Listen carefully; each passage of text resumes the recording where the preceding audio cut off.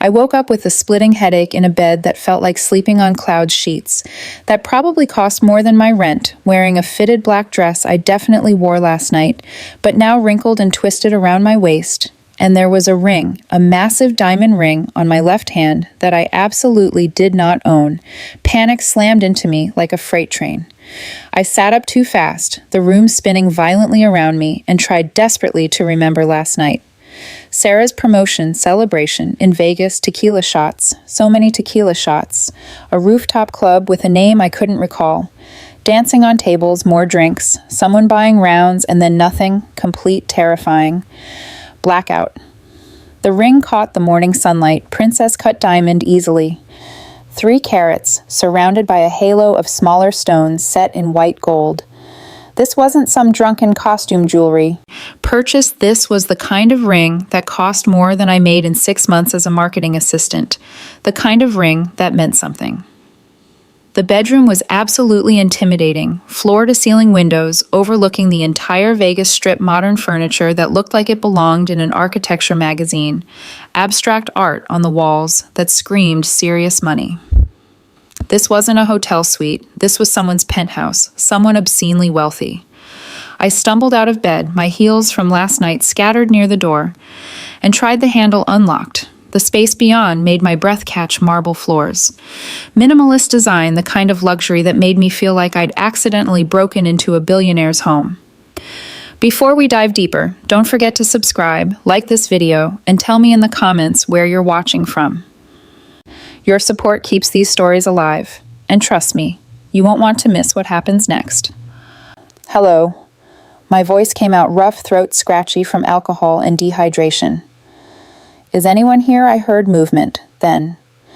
Saw him standing by the floor-to-ceiling windows looking out at the Strip, tall, broad-shouldered, wearing dark jeans and a fitted white t-shirt that showed off heavily tattooed arms.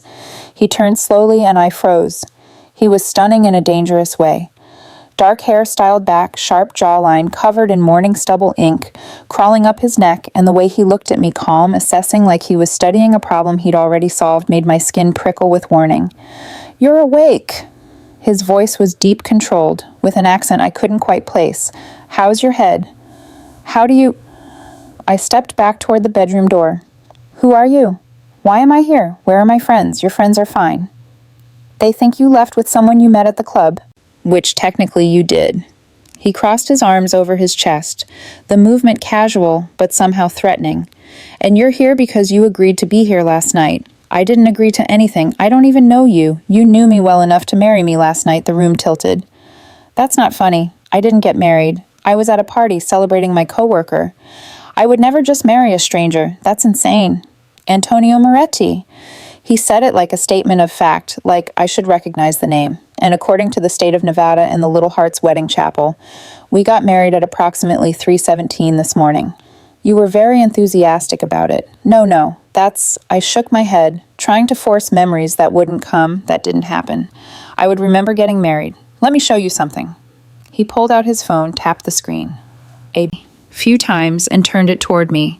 Security footage from the chapel timestamp, 3:14 a.m. The video showed me, definitely me, wearing my black dress, stumbling slightly, but smiling huge, standing next to this man, this Antonio, at what was clearly a tacky Vegas wedding chapel.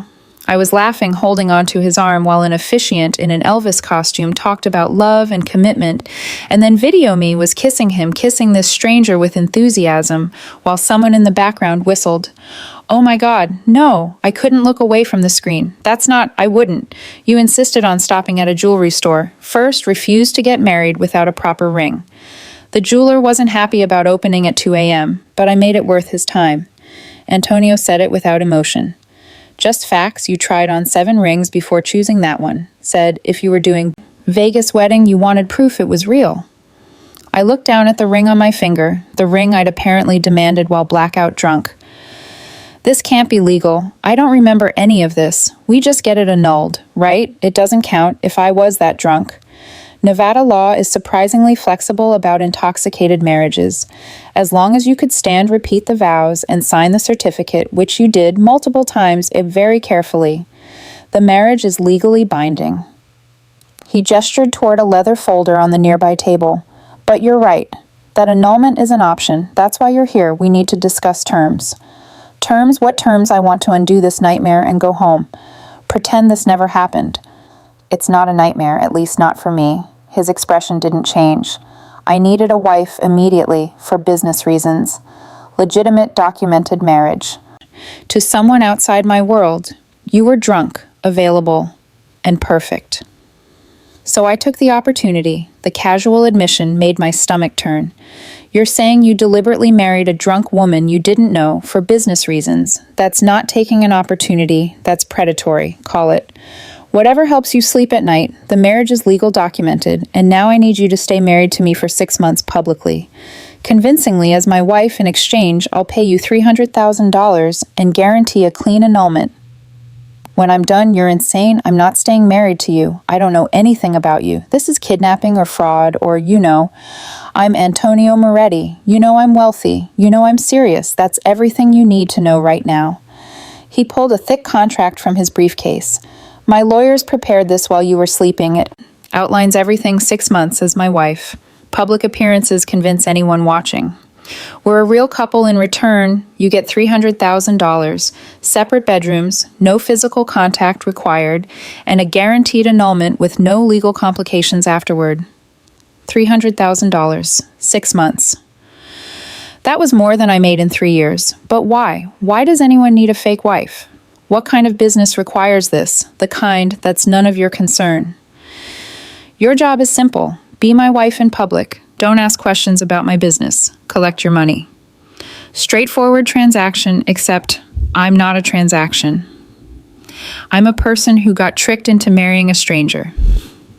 I stayed near the door, ready to run. What happens if I refuse?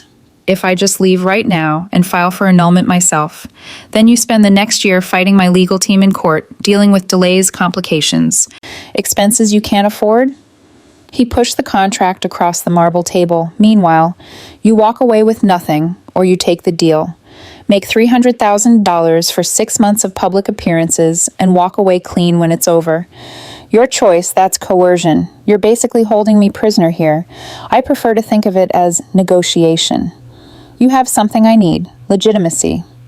The appearance of a normal marriage. I have something you need, financial security, and eventually your freedom. It's business. Eleanor. Nothing personal.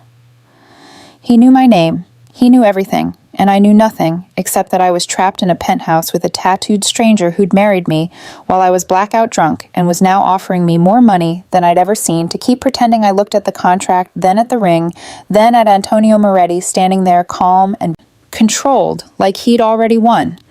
And I realized with sinking certainty that maybe he had. I stared at the contract for what felt like an hour, my hands shaking slightly as I flipped through pages of legal terminology that might as well have been in another language.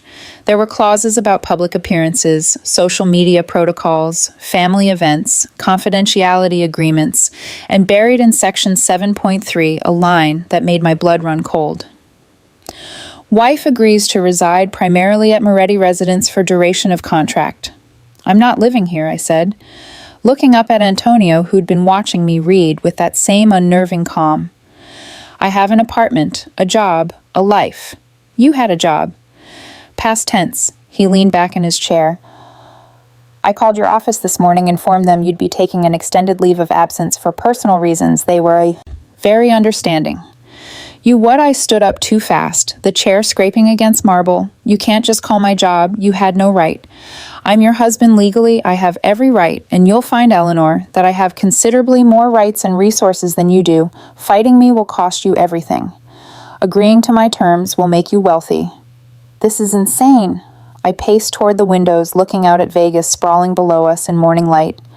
You can't just restructure someone's entire life. Because you need a fake wife for business, I can.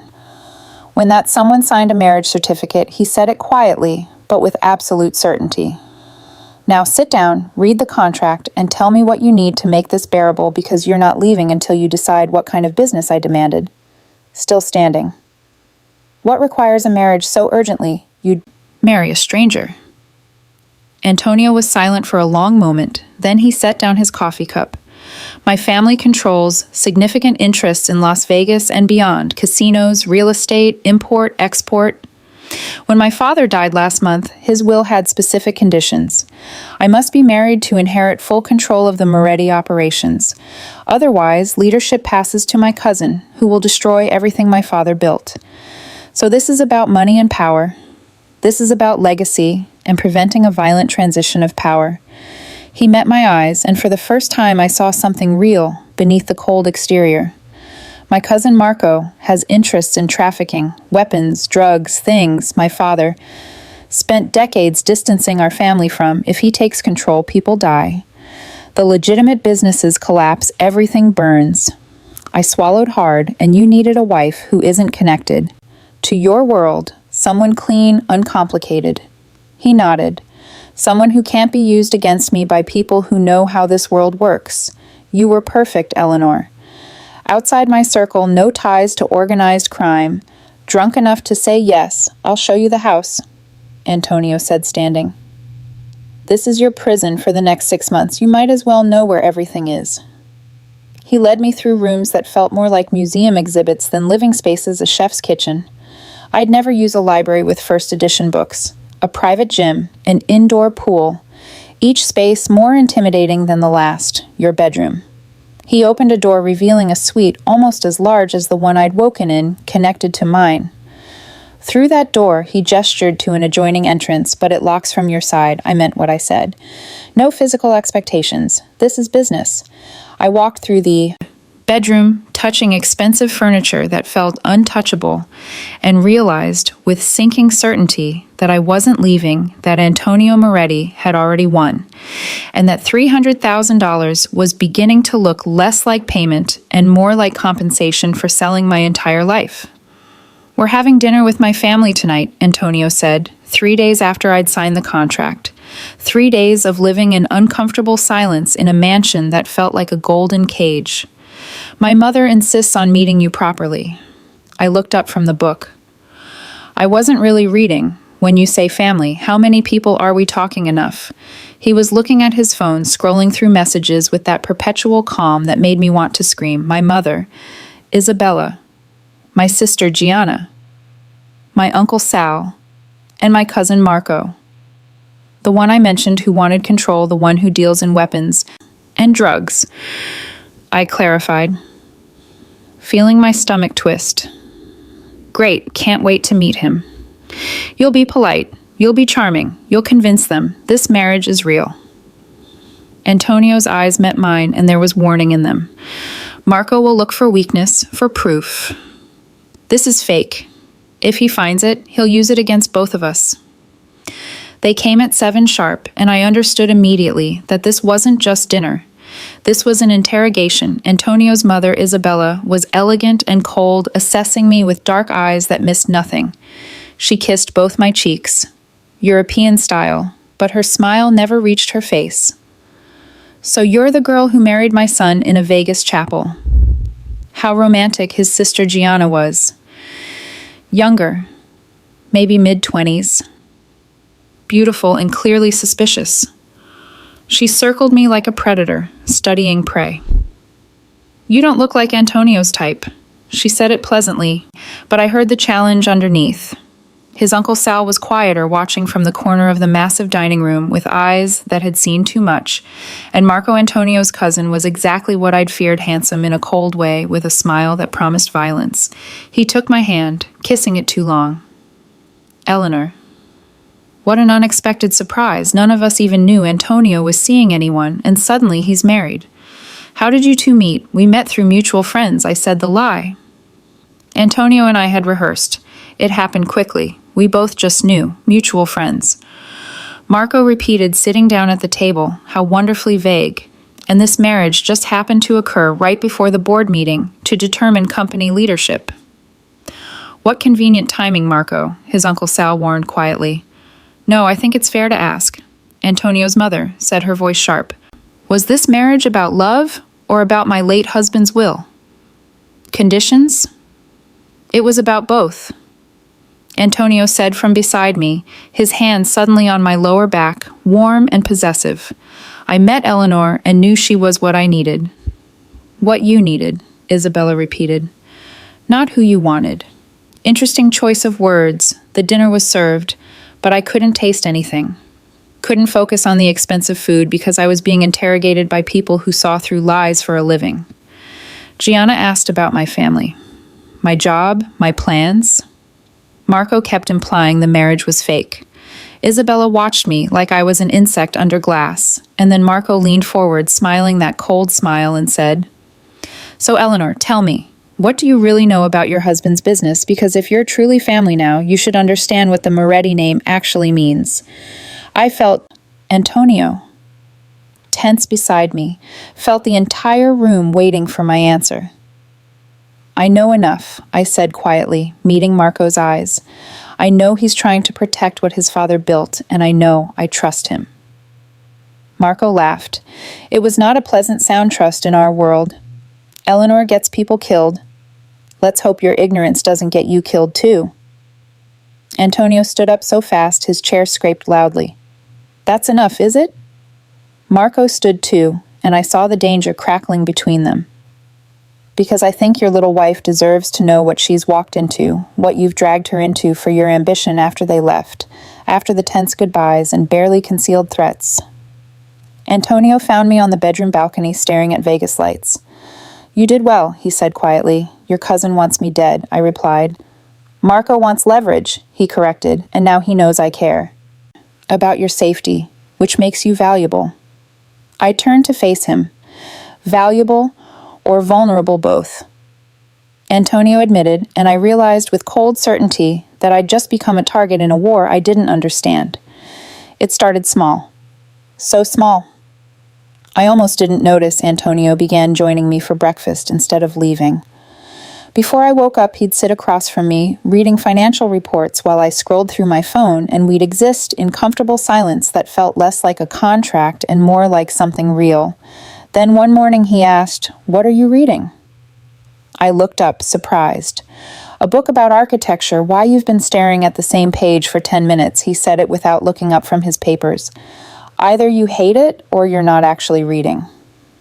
I'm thinking I admitted about how strange this all is, living in a mansion with a husband I didn't choose eating breakfast like we're normal. We are normal, he glanced at me. Just a different kind of normal. That's the most ridiculous thing I've ever heard, I said.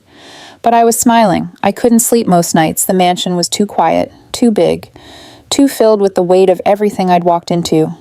So I'd wander down to the kitchen, make tea, sit in the dark. The third time I did this, Antonio appeared in the doorway wearing sweatpants and nothing else, his tattoos visible in the dim light. Bad dreams, just awake, I said, gesturing to the tea. Want some? He sat down across from me and we talked. Really talked for the first time. He told me about his father, about growing up in a world where violence was normal, where trust was currency and betrayal was fatal. I told him about my student loans, my tiny apartment. I'd given up my job at a marketing firm I'd hated but needed about feeling invisible my whole life. You're not invisible, Antonio said quietly, looking at me with an intensity that made my breath catch. I see you, Eleanor. The way he said it made something in my chest tighten dangerously. A week after the family dinner, Antonio came home with blood on his knuckles. Oh my God, what happened? I rushed to him, grabbing his hand without thinking, examining the damage. Are you hurt? It's not my blood, he said. But he didn't pull away from my touch. There was a problem with Marco's people. I handled it. You handled it by fighting someone. I was already pulling him toward the kitchen sink, turning on water. Eleanor, I'm fine. You're bleeding. Let me see. I cleaned his knuckles carefully, aware that he was watching me, that we were standing too close, that this felt too intimate for a fake marriage. Sit down. I'll get the first aid kit. Why do you care? He asked when I returned, his voice rough. Because someone should, I said, meeting his eyes. Because you're protecting me from your world, the least I can do is clean your cuts.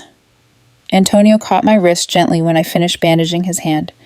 You're not what I expected. What did you expect, a wife who stayed in her room and collected her money without caring? Yes, he admitted. Well, I surprised myself too, I whispered, because I was starting to care, and that was terrifying. It happened slowly then, all at once. Antonio started touching me casually, hand on my back when we walked together, fingers brushing mine when he handed me coffee, standing too close when we talked. We'd have dinner together every night, sharing wine, talking about everything and nothing. He'd smile at something I said, a real smile, not the cold mask he showed everyone else. And I realized with growing horror that I was falling for him, for the tattooed mafia boss who'd trapped me in a contract marriage, who was dangerous and complicated and completely wrong for me one night. After too much wine, after laughing at something stupid he'd said, I looked at Antonio. Really looked at him and said, "This is a bad idea, isn't it?" "What is?" he asked, but his eyes said he already knew this. I gestured between us. "Whatever this is becoming. We have a contract, an arrangement, and I'm starting to feel things." "I shouldn't, Eleanor." He said my name like a warning, like a prayer. I stood up quickly. "I should go to bed. We both should. This is just the situation making things feel more intense than they are." He stood too, catching my hand. "Is it?" I didn't answer because I didn't know anymore, because the line between fake and real was blurring, and I was terrified of what that meant. "Good night, Antonio," I whispered, pulling away. "Eleanor, wait." But I was already gone, running from feelings I couldn't afford to have for a man who'd bought me for 6 months and was starting to feel like something worth keeping. The threats started arriving 3 weeks after the family dinner, a black envelope left at the front gate with a simple message inside. "Your pretty wife won't stay pretty if you keep pushing Marco's interests aside." Antonio burned it without showing me, but his security doubled. Overnight.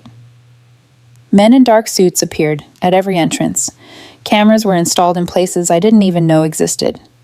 "What's happening?" I demanded, watching him pace the study, making phone calls in Italian that sounded increasingly angry. "Marco is making moves," Antonio said finally. "His people are getting aggressive, trying to intimidate me into backing down from the board vote and the message about me." I crossed my arms. It was about me, wasn't it? He didn't answer, which was answer enough. "I'm not afraid of your cousin," I said, but my voice shook slightly. "You should be." Antonio's eyes were dark when he looked at me. "Marco doesn't make empty threats, Eleanor." "If he says you're a target, then you are." It happened on a Thursday night. I was reading in the library when I heard the front door slam, heard Antonio's voice, harsh and pained, heard his security team speaking urgently in Italian. I ran downstairs and froze. Antonio was leaning against the wall, blood soaking through his white shirt, spreading across his ribs, while his head of security, Carlo, pressed a towel against the wound. "Oh my God," I rushed forward. "What happened?" "It's fine," Antonio gritted out. "Just a graze. Marco's people ambushed us leaving the warehouse meeting. This is not fine. You need a hospital." I tried to lift his shirt to see the damage. No hospitals. Antonio caught my hand, his grip surprisingly strong. "Despite the blood loss, we have a doctor on call. Carlo already contacted him. He'll be here in 10 minutes. I'm going to kill your cousin." I said it seriously, my hands shaking as I helped Antonio to the couch. "You're the second person to say that tonight." He tried to smile, but it came out as a grimace. "Who was first? Me." The doctor came, stitched Antonio up, gave him antibiotics and pain medication, then left with instructions I barely heard because I couldn't stop staring at the bandage wrapped around Antonio's ribs, at how close the bullet had come to something vital. "You're staring," Antonio said quietly from where he lay on the couch. Everyone else had left, giving us privacy. "You almost died," I whispered. "I've had closer calls than this. That doesn't make it better." I stood up, pacing the length of the room. "This is insane, Antonio. You're fighting your own family over control of an empire that's getting you shot. And I'm just supposed to stand here and pretend I don't care that you almost bled out on your marble floors, Eleanor." "No." I turned to face him, my eyes burning. "We need to talk about what's happening here, what this has become, because I can't keep pretending this is just a contract anymore." He was quiet for a long moment. Then, "What is it?" "I think I'm falling in love with you." I said the words rushing out before I could stop them, and that terrifies me, because loving you means accepting that any night you might not come home, that your cousin or your enemies might kill you, that I could lose you before I ever really have you. "Eleanor, come here," he said softly. I crossed to the couch, and he pulled me down gently beside him, his hand cupping my face. "I've been in love with you since you cleaned my knuckles that night," he admitted. "Since you looked at me like I was worth caring about. Not just the Moretti heir, not just a weapon, but a person, Antonio," I breathed. "This is dangerous," he continued, his thumb brushing my cheek. "Loving me is the most dangerous thing you could do. I know, and you still want this. Want me, despite everything." I kissed him instead of answering. Kissed him carefully, mindful of his injuries, and felt him respond with a gentleness that contradicted everything I knew about his world. "When we broke apart," I whispered. "Yes, I want this. Want you. Even though it's dangerous. Even though it's terrifying." But that night, after Antonio fell asleep on the couch, after I covered him with a blanket and watched his chest rise and fall, I sat in the dark and let the fear consume me, because loving Antonio Moretti meant becoming a permanent target, meant Marco would never stop coming, meant every day was borrowed time, and I didn't know if love was worth dying for. But looking at Antonio, sleeping peacefully, despite the bullet wound, despite the war with his family, despite everything, I realized with sinking certainty that I was willing to find out. It happened so fast, I didn't have time to scream. Antonio was at a meeting across town, and I was in the study working on my laptop when I heard glass shatter downstairs, heard Carlo shouting in Italian, heard gunshots that made my blood freeze. "Mrs. Moretti." Carlo burst through the door, his gun drawn. "We need to move now. What's happening?" I stood frozen, my laptop crashing to the floor. "Marco's people, they breached the gate. We have maybe 2 minutes." He grabbed my arm, pulling me toward the back hallway. "There's a safe route through the service corridors. Stay close to me." More gunshots closer now, and I heard men's voices shouting orders, heard furniture breaking, heard the sound of violence entering my home. Carlo moved fast, pulling me through passages I didn't know existed through the kitchen, past staff members who were already evacuating down a narrow staircase that led to an underground garage. "Get in." He shoved me into a black SUV and peeled out before I even had my seatbelt on. The garage exit exploded behind us, flames and concrete, and Carlo was driving like a madman through Las Vegas streets, running red lights, weaving through traffic while I clutched the door handle and tried not to vomit. "Where's Antonio?" I managed to ask, safe. Carlo said, his knuckles white on the steering wheel. "He's being notified now. He'll meet us at the safe house." We didn't make it to the safe house. Carlo pulled into a parking garage to switch vehicles, and that's when the police surrounded us, 15 cars appearing from nowhere, lights flashing. Officers with guns drawn, shouting commands, a step out of the vehicle, hands visible. Carlo looked at me, his expression grim. "Do exactly what they say. Don't mention Antonio's business. Just say you're his wife. Nothing else." They separated us immediately. Handcuffed me like I was a criminal, put me in the back of a police car, and drove me to a station downtown. The interrogation room was cold, fluorescent, bright, and filled with 2 detectives who looked at me like I was already guilty. "Mrs. Moretti," Detective Harrison said, sliding photos across the table. "We've been investigating your husband's organization for 3 years, and now suddenly he has a wife. Want to explain that?" "We got married," I said quietly, in Vegas. "It was quick or convenient?" his partner, Detective Chen, asked. "Because it's interesting timing right before a major power shift in the Moretti family, right? When Antonio needs legitimacy to secure his position." "I don't know what you're talking about." They showed me more photos, surveillance images of Antonio, meeting with known criminals, financial records with highlighted transactions, crime scene photos that made me sick. "Your husband is involved in money laundering, extortion, possibly murder." Harrison leaned forward. "And you're either complicit or you're a victim. Which is it, Eleanor?" "I want a lawyer," I whispered. "That's not an answer. You're in danger, living with Antonio Moretti. We can protect you if you cooperate." I remained silent, tears streaming down my face while they asked questions I couldn't answer about a world I didn't understand.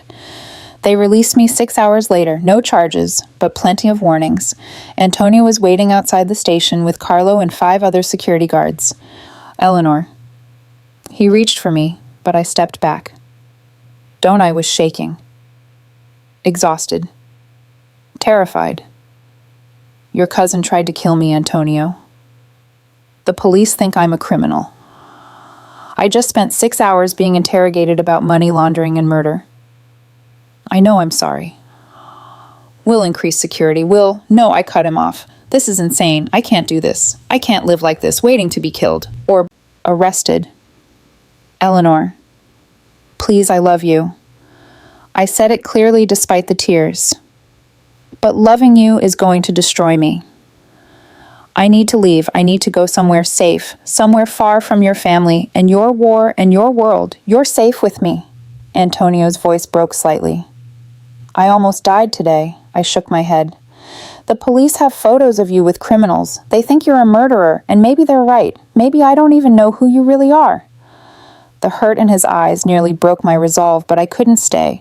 Couldn't survive in a world where violence was normal, where police interrogations were expected, where love meant becoming a target. Goodbye, Antonio, I whispered. Carlo drove me to a hotel. Antonio paid for it. I didn't argue. I was too numb, too broken, and that night alone in an anonymous room, I cried for the man I loved and the life I couldn't survive. I moved to San Francisco 3 days after leaving. Antonio took the money he'd already paid me and found a small apartment in the Mission District far enough from Vegas that I could pretend the last 3 months hadn't happened, that I hadn't fallen in love with a mafia boss, that my heart wasn't shattered into pieces. I couldn't put back together. Antonio texted me the first week just once. I'm having the annulment papers drawn up.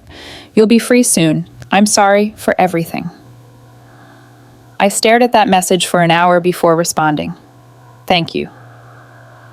I'm sorry too. We didn't speak after that, but I thought about him, constantly wondered if he was safe, if Marco had backed down, if the board vote had happened. If Antonio had won his war, I got a job at a small marketing firm. Nothing glamorous, just enough to pay rent and fill the empty hours.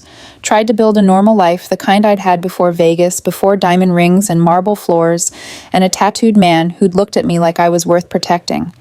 But normal felt hollow now, like I was performing a life instead of living one 6 weeks after I left. My phone buzzed at 2 a.m.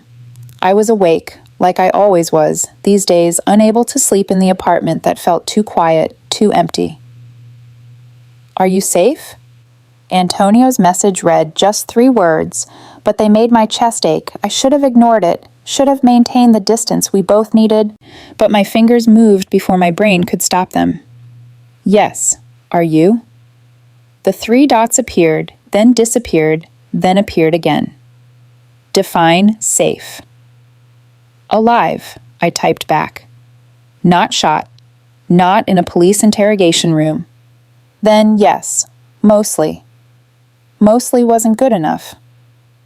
But I didn't say that I worried about him every single day, that I read Las Vegas news, obsessively looking for any mention of the Moretti family. How's San Francisco? He asked. Lonely. I admitted then, immediately regretted it. But safe. I'm glad you're safe, Eleanor. That's all I wanted. I cried after that message, cried because he still cared, because distance hadn't erased what we'd had, because I'd chosen safety over love and couldn't decide if that made me smart or a coward. The annulment papers arrived in the mail on a Tuesday morning, legal documents that would erase our marriage like it never happened, like those months hadn't meant anything. I signed them sitting at my kitchen table with coffee that had gone cold and hands that wouldn't stop shaking. I mailed them back the same day and felt something vital break inside me. Antonio texted that night. Thank you for signing. You're officially free. I wanted to tell him I didn't feel free, that freedom felt like loss, that I'd trade safety for one more midnight conversation, but instead I wrote, I hope you got what you needed from the board. I did. Marco's been removed from leadership. The family's stable. I'm happy for you. It was a lie. I wasn't happy. I was miserable and alone, and desperately in love with someone I couldn't have. Eleanor. His next message read, and I could almost hear his voice saying my name. I need you to know that loving you wasn't part of the plan shown, but it was the best thing that happened in all of this. I sobbed, reading those words, sobbed like something was being torn out of me. Loving you almost got me killed, I typed back. But it was still worth it. We didn't message after that. The silence felt final, like we were both letting go. I was getting better, or at least better at pretending I dated a guy from work named David, who was nice and stable and completely wrong for me. I went to therapy and talked around the real issues I took up running and pushed my body until the physical pain drowned out the emotional kind, my therapist asked me one session. Why I was running from my feelings. I'm not running, I said, I'm healing. You're in San Francisco, Eleanor. She raised an eyebrow. You literally ran to another city that's different. That was survival, was it? Or was it fear? I didn't go back to therapy after that late one night, scrolling through social media, which I knew was self-destructive but couldn't stop myself. I found photos from some Vegas charity gala. Antonio was there in a perfect black suit, looking devastatingly handsome and completely miserable. There was a woman next to him in the photos, someone beautiful and elegant, touching his arm, smiling at him. My stomach twisted with jealousy. I had no right to feel. I zoomed in on Antonio's face, looking for signs that he'd moved on. That he was happy that forgetting me had been easy, but his eyes looked as empty as I felt. I closed the app and cried myself to sleep. David broke up with me over coffee on a Saturday morning. You're in love with someone else. He said it gently without anger. I can tell you're not really here with me emotionally. I'm sorry, I whispered, because he was right, because I'd been using him as a distraction, because Antonio Moretti had ruined me for normal relationships. It's okay. David squeezed my hand. I hope you figure out how to get back to whoever he is, or how to let him go, because this limbo you're in isn't living, Eleanor, after he left. I sat in the coffee shop for 2 hours, staring at my phone, debating whether to text Antonio to tell him I missed him. To ask if he missed me too, I didn't, because what would be the point? His world hadn't changed. It was still dangerous, still violent, still impossible, and I'd made my choice. It came at 4:37 a.m. on a Thursday morning. 5 months after I'd left Vegas, I was awake, staring at the ceiling, when my phone rang. Unknown number. I almost didn't answer, but something made me pick up Eleanor. Gianna's voice was shaking, Antonio's sister, who I'd barely spoken to. It's Antonio. He's been shot. The world tilted, everything narrowing to those 4 words. What? I sat up, my heart stopping. Is he? He's in surgery. Gianna was crying. They don't know if he's going to make it. It was Marco. He ambushed Antonio outside a restaurant. They're saying it's bad, Eleanor, really bad, where I was already out of bed, throwing clothes into a bag. Sunrise Hospital in Vegas. Gianna gave me the details. His mother is here. Carlo, everyone, but he kept asking for you before they took him into surgery. He said your name. I'm coming. I said, my hands shaking so badly I could barely hold the phone. I'm getting the next flight. Tell him I'm coming. Tell him to hold on. Eleanor. Gianna's voice broke. What if you don't make it in time? What if then tell him I loved him, I whispered. Tell him it was real. Tell him I never stopped. I booked the earliest flight, leaving in 3 hours, and sat in SFO airport watching the sun rise over the bay while Antonio was on an operating table fighting for his life. I'd left him to keep myself safe, and now he might die without knowing that leaving him had been the worst mistake of my life. My phone buzzed a text from Gianna. He's still in surgery. It's been 4 hours. The doctors won't tell us anything. I texted back with shaking fingers. I'm boarding now.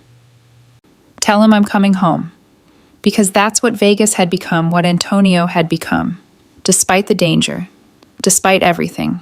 Home, the The flight was torture every minute, feeling like an hour while I sat in my seat praying to a God I wasn't sure I believed, in making bargains I couldn't keep.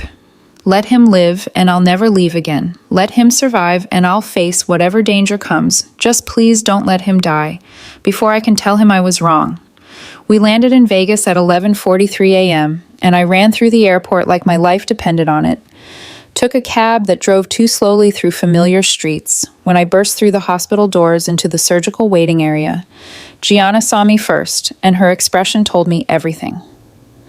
"He's out of surgery," she said, rushing to me. "He's alive, Eleanor. He made it." I collapsed against the wall, relief and terror, and love overwhelming me. "Can I see him?" I asked through tears. Gianna nodded. "Come on. He's been asking for you since he woke up."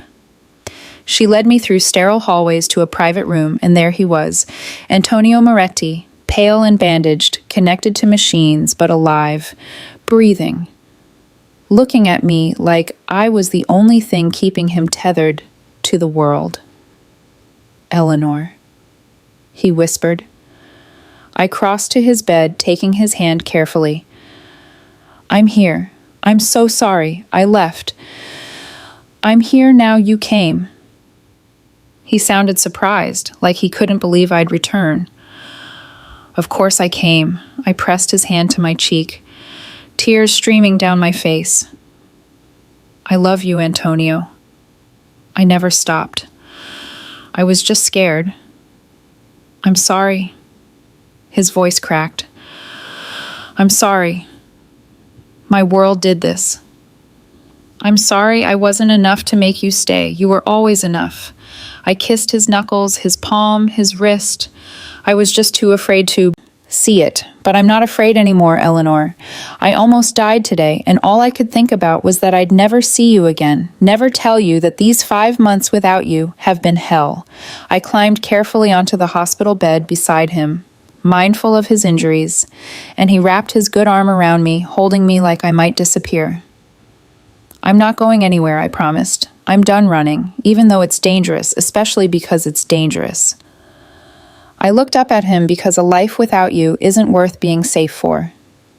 He kissed me, then, gentle and desperate and full of everything we'd lost and found again. And lying in that hospital bed with machines beeping and Antonio's heartbeat steady beneath my ear, I knew I'd made the right choice. Love was worth the danger. He was worth everything. Antonio recovered slowly, 3 weeks in the hospital, then 2 months of physical therapy, learning to move without pain again. And I was there for every moment, every setback, every small victory. Marco was arrested. The FBI had finally gathered enough evidence conspiracies to commit murder, racketeering a list of charges that would keep him locked away for decades. The Moretti family stabilized under Antonio's leadership, but he made changes, significant ones. "I'm stepping back from the dangerous operations," he told me one morning over breakfast in the penthouse I'd moved back into. "No more territorial wars, no more violence. Carlo can handle security, but I'm focusing on the legitimate businesses, the casinos, the real estate, because of me." I asked quietly. "Because I almost died and realized I want a life, Eleanor. Not just an empire." He took my hand. "I want mornings like this. I want to grow old with you. I want something real." 6 months after Antonio was shot, we stood in a small chapel, not in Vegas, but in Napa Valley, surrounded by people who actually mattered. Gianna and Isabella Antonio's Uncle Sal. My parents who'd flown in, shocked but supportive Carlo, standing as best man this time. I was sober, wearing a dress I'd chosen myself, saying vows I'd written that weren't coerced or contracted. "I choose you, Antonio," I said, tears streaming down my face. "Not because I'm trapped or paid or afraid, but because loving you is the bravest thing I've ever done." And he said, "I choose you, Eleanor, every day for the rest of my life. No contracts, no conditions. Just love." We kissed as husband and wife, for real this time. And it felt like coming home. It wasn't perfect. Antonio still had enemies, still dealt with family politics, still carried the weight of the Moretti name, But we built something beautiful anyway. Morning coffee and conversations that lasted hours. Him teaching me Italian, me teaching him to cook badly. Dancing in the kitchen at midnight. When neither of us could sleep, we fought about his overprotectiveness, about my stubborn independence, about how to balance his world with the normal life I still craved. But we always came back to each other, always chose love over fear. 1 year after our real wedding. I woke up in our bed, sun streaming through the windows, Antonio beside me, sleeping peacefully. And I realized this was it. This was the life I'd been too afraid to want, dangerous, imperfect, complicated, and absolutely worth everything. "I love you," I whispered, kissing his shoulder. He pulled me closer, eyes still closed. "I know," he murmured, "and I love you more." Impossible, I smiled. Want to bet, and lying there in the golden morning light with the man who'd trapped me, then freed me, then loved me, I knew we'd already won.